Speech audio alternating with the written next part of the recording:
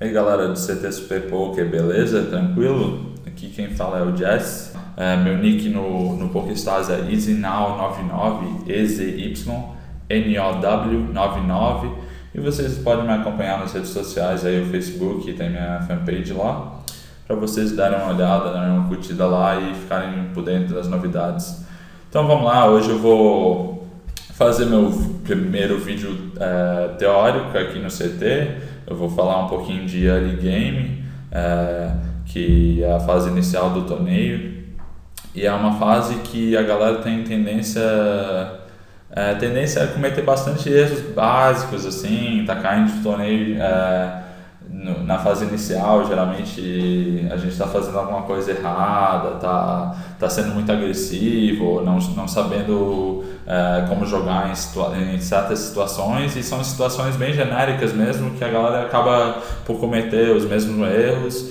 Então vou tentar apontar alguns desses erros hoje, tá? E apresentar algumas características, algumas estratégias de como a gente deve lidar com essa fase inicial, tá? Então tranquilo, vamos começar a aula aí. Se eu conseguir passar o slide aqui, né? Vamos lá. Então botei aqui algumas características, tá?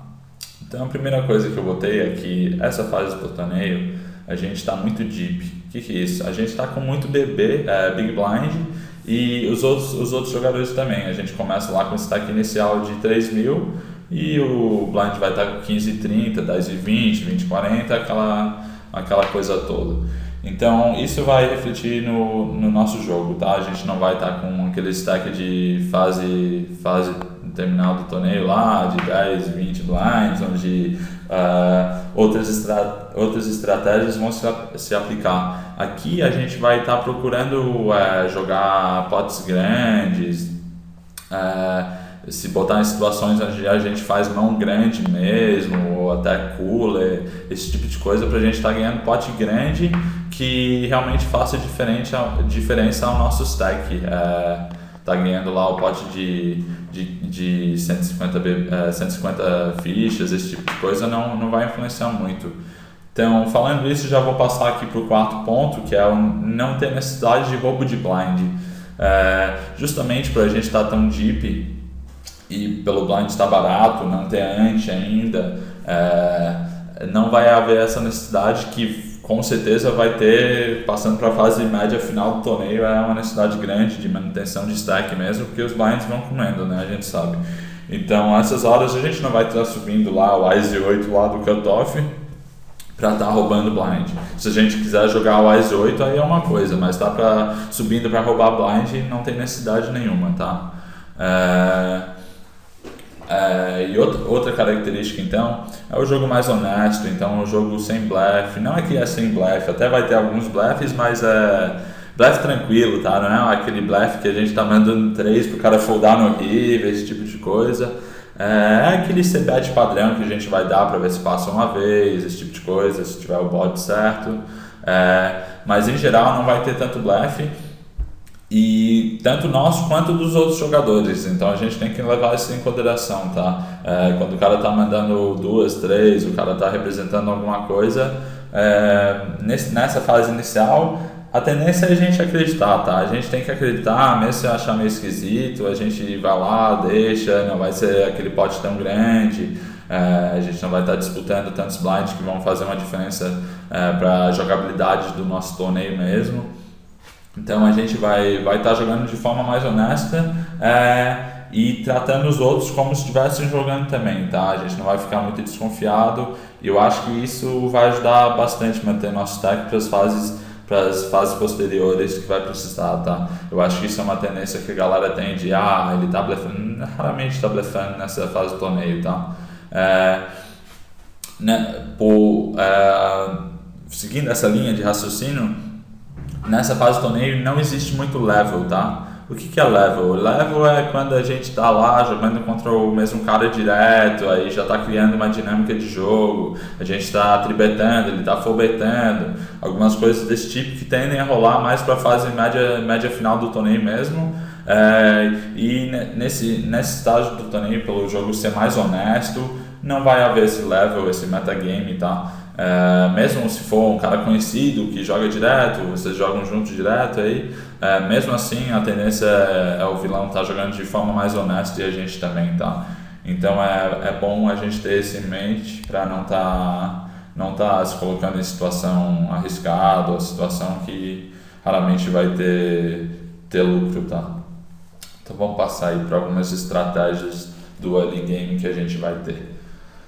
Então, a primeira estratégia que eu botei aqui é a de jogar mãos que possam ganhar potes grandes. Por que eu botei isso? Se a gente já falou que não há necessidade de roubo de blind, que a gente está muito deep, que não faz sentido a gente estar ganhando, não faz sentido não, que não vale muito a pena a gente estar ganhando pote lá de 150 fichas, de 200 fichas, quando o nosso stack, quando as nossas fichas são 3.000,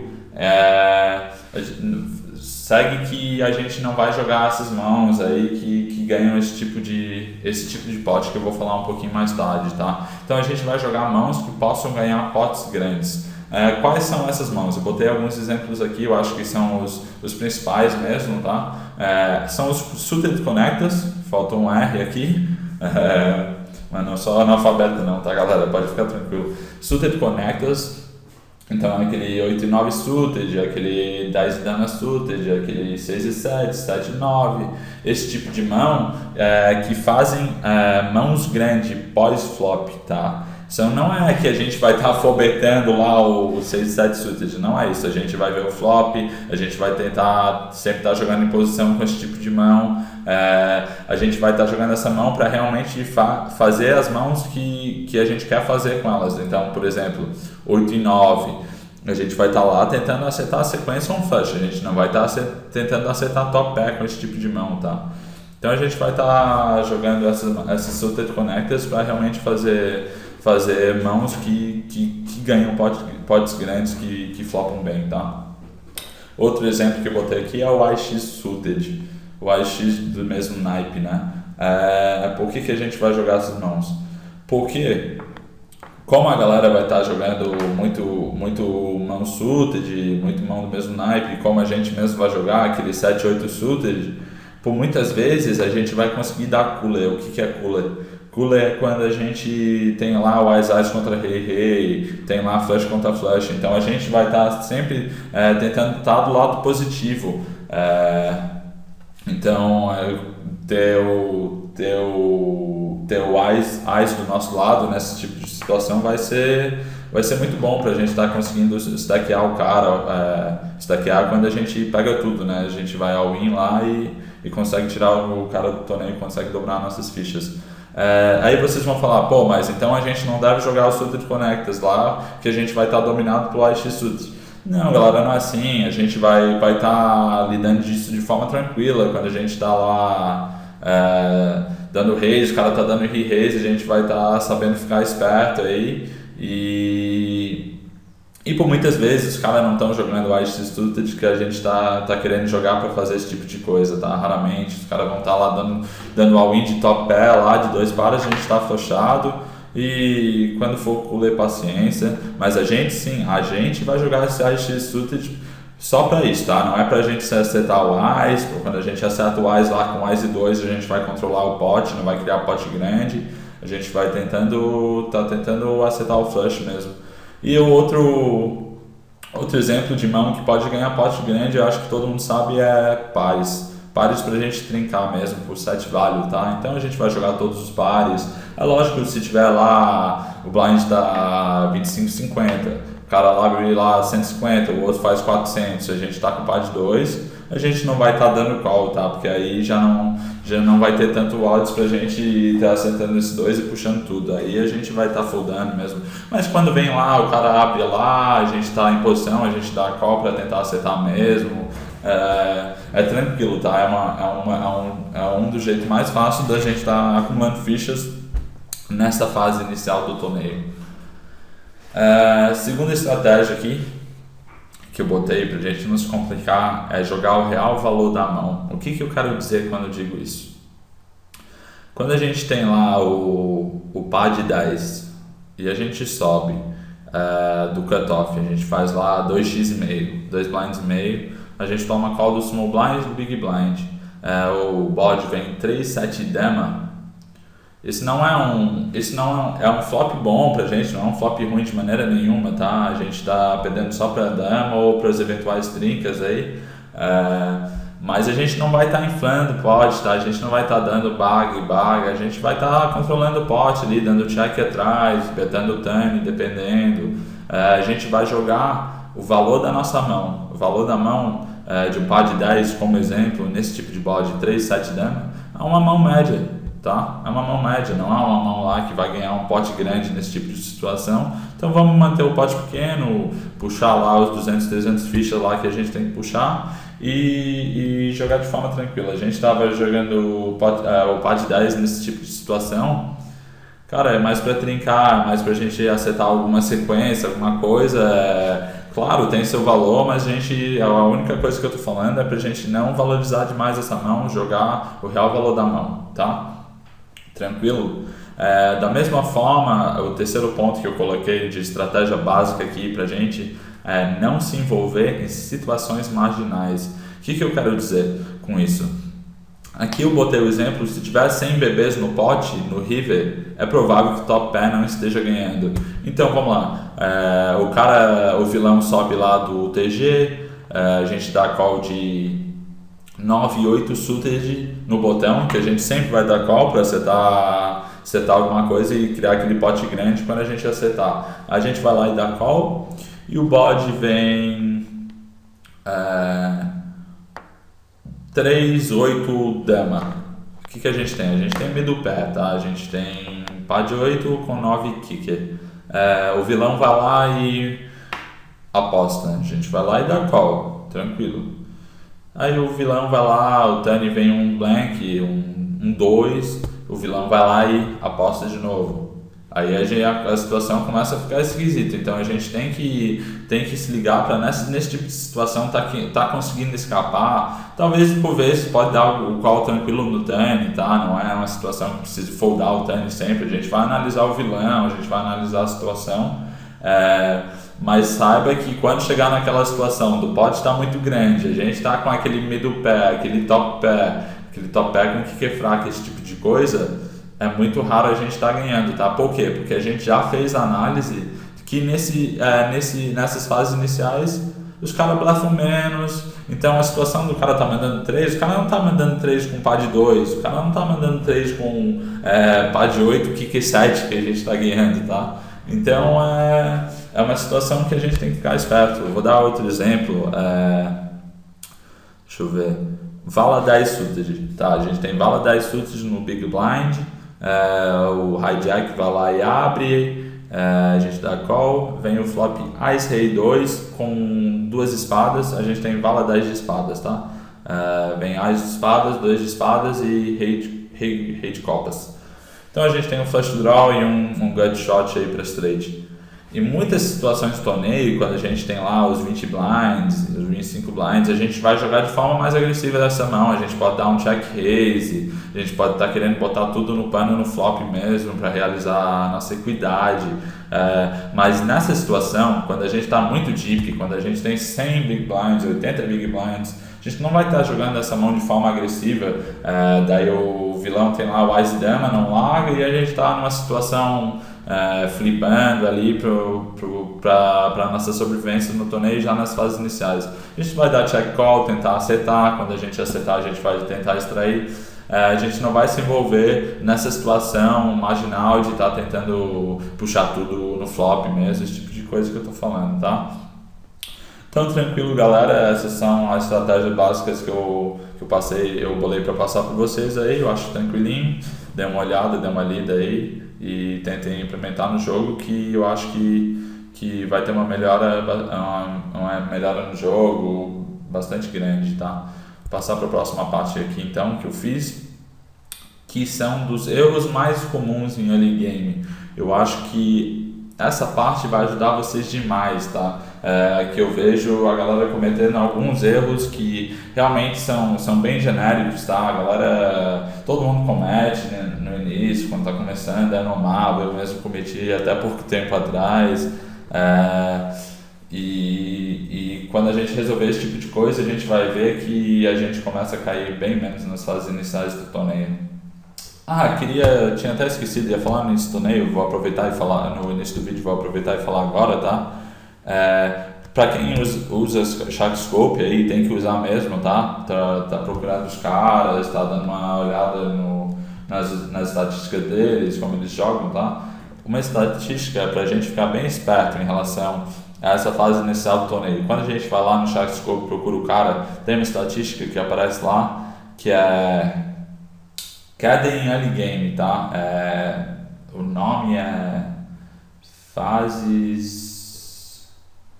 Quedas em fases iniciais, alguma coisa assim, mas é uma porcentagem lá, tá? Que é a porcentagem de vezes que o cara cai nos primeiros 10% do field. Então, nos primeiros 10% do field vai ser no early game. Geralmente, os caras regulares, os caras bons vão ter menos de 10%, tá, de queda em early game.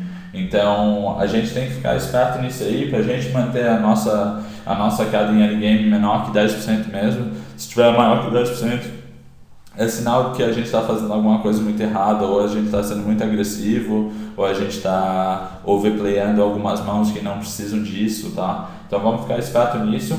E da mesma forma, quando a gente está jogando contra o vilão lá, e ele tiver queda em early game de 18%, a gente pode saber que provavelmente ele está fazendo cagada lá, e isso vai influenciar em algumas decisões que a gente pode tomar contra esse tipo de cara, tá?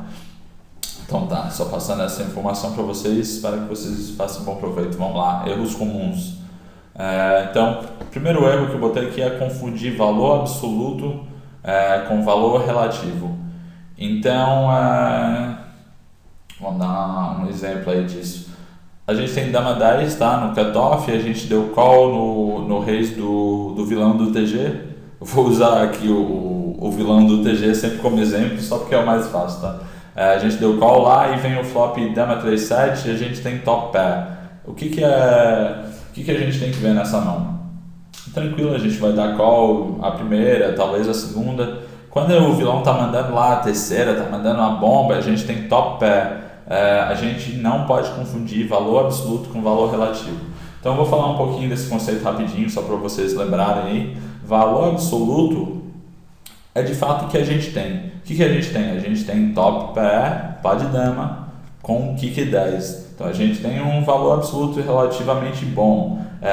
Mas valor relativo é o valor da nossa mão em relação à mão do vilão. Então quando o vilão está mandando 3 nesse bode aí, dama 7-3, 2-8, por exemplo, quando ele está mandando 3, flop, turn, river, nesse início do torneio que a gente sabe que não tem muito blefe, não tem tanto level, o valor relativo da nossa mão, mesmo com top pair, fica muito pequeno, tá? Então a gente tem que saber disso, a gente não pode confundir esses dois conceitos, que é um erro bem comum da galera aí que está iniciando, se apegar muito a algumas mãos, tá? Então vamos ter isso tranquilinho na nossa mente para estar conseguindo escapar desse tipo de armadilha do jogo mesmo e sobreviver no torneio até as fases finais aí. A segunda parte, segundo ponto que eu botei aqui dos erros mais comuns de early game da galera é que a galera tende a jogar de forma muito agressiva mãos como pá de 10, pá de valete, pá de dama, ás e dama, ás e rei. Essas 5 mãos eu separei aqui que eu acho que são as mãos que mais pegam a galera, tá? Por que pegam a galera? Quando a gente tem o pá de 10, a gente está lá em late position, a gente está no botão, o cara abriu lá de middle position, a gente está em posição contra o cara. Quando a gente vê o pá de 10, o cara abriu, a tendência da maioria é tribetar essa mão. Mas quando a gente para para pensar, qual é o sentido da gente tribetar? O tribet é pra gente, o tribet por valor, porque não vai ter tribet light nessa fase do torneio. O tribet por valor é para que sigam mãos piores que a nossa na jogada, né? Pra gente acrescentar valor ao pote. Só que não faz sentido a gente tribetar, por exemplo, um pá de 10, se o vilão vai lá e for do pá de 7. Talvez o par de 7 não folda nessa fase inicial, ele paga para trincar, mas se o cara vai lá e folda o 8 e 6 lá que ele está abrindo, não faz sentido. Mais vale a gente estar dando call e estar dominando essa mão pós-flop, e depois pós-flop a gente vira com algumas situações. Se ficar muito esquisito a gente folda, se a gente achar que tem valor a gente continua e fica extraindo do vilão, tá? Mas não faz sentido a gente tá tribetando essas mãos, e eu acho que esse é um erro que a galera tem bastante tendência a cometer mesmo, e tem a ver com confundir valor absoluto e valor relativo mesmo, tá? A gente tem uma mão grande, mas a gente não precisa estar se colocando em situação difícil nesse torneio, tá? Então isso vale tanto como par de 10, par de vala, como par de dama também, que a galera vai olhar lá e achar que tem que tribetar para botar a win. Não é assim, galera, porque a gente pensa em mãos que full-betam a gente, que é o que a gente quer quando tribeta com valor, não é ser full-betado por uma mão pior. Que mãos piores full-betam a gente nesse torneio? É muito raro, é só um cara louco lá que resolveu full-betar, e aí, pô, parabéns pra ele, mas pô, muitas vezes quando a gente tribeta par de dama e toma full bet, a gente tem que foldar a par de dama. Então não seria melhor a gente só dar call e jogar pós-flop em posição? Então eu acho que isso é uma coisa que a galera confunde bastante. Tá lá dizendo, tomei cooler lá de par de vala contra par de rei no início do torneio. Cara, isso não é cooler, isso é a gente ter jogado de forma errada a mão. A gente não pode estar indo all in na fase inicial do torneio de 100 bebês com par de vala, tá? Então a gente tem que ter isso em mente e estar jogando de forma mais tranquila esse tipo de mão. A outra mão, eu botei aqui as dama, mas acho que a principal mão que a galera tem cometido bastante erro mesmo é a Ás e Rei, tá? Então Ás e Rei, a gente tribeta. A gente tribeta naquela situação, a gente quer botar valor na mão e tal, mas quando a gente toma full bet, o que acontece? A gente tem equidade de 40% das mãos, que eu acredito, já fiz lá no PokéStove, tá? Que eu acredito que full bet a gente tem equidade de 40% só, tá? Então, que mãos que eu botei? Eu botei par de vala, então fui camarada aí, porque eu não sei, eu acho que par de vala dá só call, mas eu botei par de vala, par de dama, par de rei, par de ás e ás rei. Então contra ás rei a gente empata, contra par de dama, contra par de valete a gente flipa, e contra ás e rei a gente está dominado. Então o ás e rei não é uma mão que a gente precisa estar tribetando, tá? No early game. Claro que depois vai ter lá seu valor, mas o valor do ás e rei, qual que é? É lá quando a gente tem 30 blinds, aí a gente tribeta para tomar um full bet e poder chovar tranquilo. Por que a gente chova tranquilo? Porque a gente sabe que domina muita coisa, e contra as coisas que a gente não domina, a gente vai praticamente flipar contra tudo. A gente só não vai flipar contra as ás e rei. Então essa é a força do ás e rei, da gente conseguir lá ir ao win tranquilo, conseguir fazer foldar bastante coisa. Agora, nesse estágio do torneio, que a gente não está indo all in, a gente não está nessa situação de 20, 30 blinds, a gente está com 100 blinds, a gente está com 80 blinds, a gente vai conseguir tirar mais valor dando só call de ás e rei, e daí vai lá o flop rei 7-3 e o vilão vai lá e manda 3 com o rei valete. Então tem que ter esse tipo de noção mesmo e não tá se botando em situação muito difícil, tá, galera, no início do torneio. Tendo isso em mente, o terceiro ponto que eu botei aqui, não distinguir entre força pré-flop e força pós-flop. Então o que eu quero dizer com isso? É uma situação lá, vamos supor, de ás e rei, de par de ás, de par de dama, que a gente sobe, toma 2 call e vem o bode 7, 8, 10, por exemplo. A gente manda uma e toma raise, a gente manda uma, toma call, no turn a gente toma raise, esse tipo de coisa. Então a gente tem que saber distinguir força pré-flop e pós-flop, tá? A gente não pode estar olhando lá o ás na nossa mão e ir dar em qualquer coisa que bata. A gente vai analisar a situação, analisar o vilão, analisar a jogada para estar tomando a decisão certa. E por último eu botei aqui erros comuns, das mais comuns, tá? Dar muito valor a mãos dominadas. O que são mãos dominadas? São cartas Broadways. O que são Broadways? Vala, dama, rei, ás, que a galera tem muita tendência a valorizar demais. Então, ás, vala, ás, 10, ás, dama por vezes, rei, dama, rei, vala, rei, 10, dama, 10. Essas mãos, no early game, elas geralmente ganham potes pequenos ou pedem potes grandes, tá? A não ser que a gente faça lá sequência, flash, alguma coisa assim, mas a gente, quando acerta o Ás, a gente não vai estar tranquilo na mão. Quando a gente acerta o Rei, a gente não vai estar tranquilo na mão.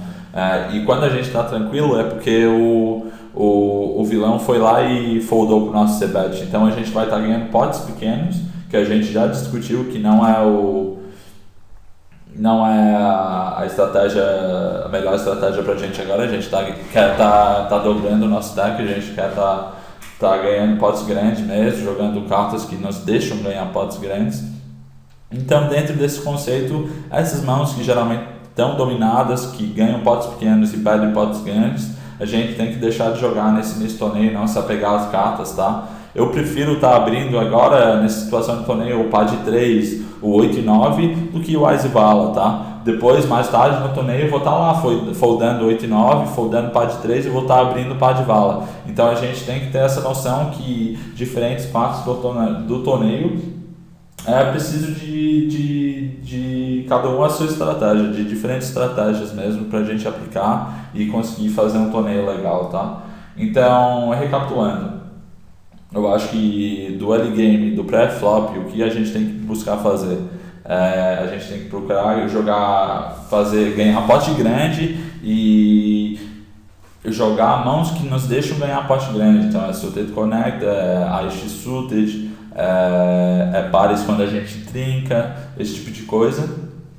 E a gente tem que deixar de valorizar demais algumas mãos que não tem tanto valor assim. Como Ás Rei, como Pá de 10, Pá de Vala e até Pá de Dama, tá? Então acho que como resumo foi isso, galera. Eu vou fazer a próxima parte do vídeo agora, que eu vou passar mais algumas coisas interessantes para vocês, mais sobre pós-game, pós-flop do early game, tá? De alguns erros que a galera anda cometendo aí. Porque a gente tem que buscar a sobrevivência, o torneio é a sobrevivência, lógico que a gente quer acumular ficha, mas quando a gente está fora do torneio aí mesmo que a gente não ganha, então a gente está procurando ganhar potes grandes e se manter no torneio mesmo, tá? Então é isso aí, galera, por essa parte é só, fiquem ligados aí que já vem a parte 2 que a gente vai falar de pós-flop, tá? Beleza? Um abraço, falou!